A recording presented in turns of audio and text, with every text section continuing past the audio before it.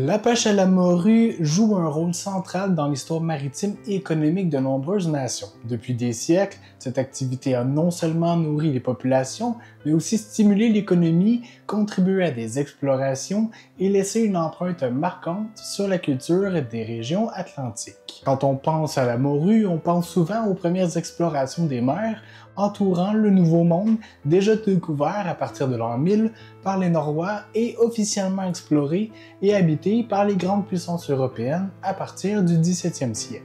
Pourtant, on parle très peu des peuples autochtones et des commerçants basques qui ont su user de leur expérience pour tirer profit de ces sources d'eau abondantes en poissons.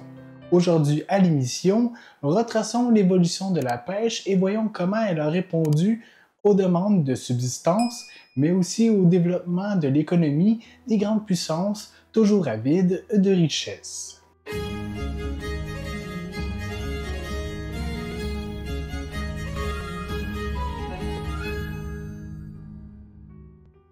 Les origines de la pêche à la morue remontent à l'époque médiévale. Les premiers pêcheurs à s'aventurer dans les eaux poissonneuses de l'Atlantique Nord sont principalement des Basques et des Bretons au tournant du 16e siècle et peut-être un peu avant ça. Les Basques, en particulier, jouent un rôle crucial grâce à leurs compétences en navigation et en conservation des aliments. Ils vont d'ailleurs développer des techniques de salage et de séchage de la morue, leur permettant de conserver le poisson durant de longues périodes.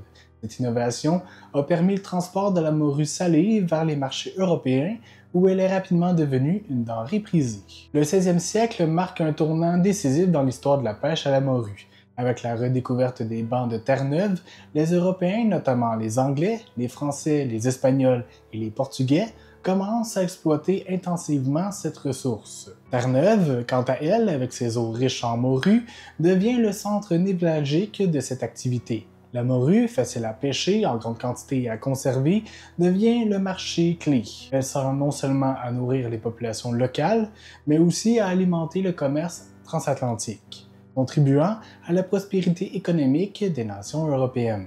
Cette pêche est également indissociable des grandes explorations et à la colonisation du Nouveau Monde. Les premiers colons européens en Amérique du Nord survivent grâce à cette ressource abondante. Les ports de pêche de l'Atlantique, tels que ceux de Terre-Neuve, du Massachusetts ou encore du Maine, sont rapidement développés, devenant des centres économiques vitaux. Les techniques de pêche sont améliorées au fil du temps, passant de simples lignes à main au chalut moderne, ce qui permet d'augmenter les captures de manière significative. Au début, les pêcheurs utilisent des lignes à main et des filets. Avec le temps, les techniques deviennent plus sophistiquées.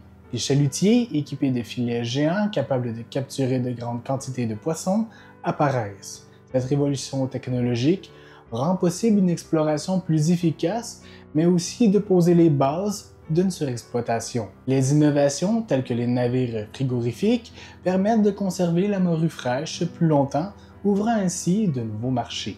Au cours du 18e et du 19e siècle, la pêche à la morue atteint alors son apogée. Les ports de l'Atlantique Nord grouillent d'activités et des flottes entières partent chaque année pour les bancs de Terre-Neuve. Cependant, cette abondance conduit à des conflits. On va se le dire, la concurrence pour les meilleurs endroits de pêche conduit souvent à des tensions entre nations.